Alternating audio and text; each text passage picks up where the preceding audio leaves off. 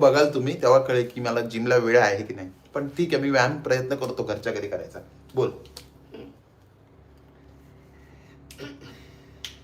तुझी आभाळ इतकी माया, तू ग ममतेची ग छाया.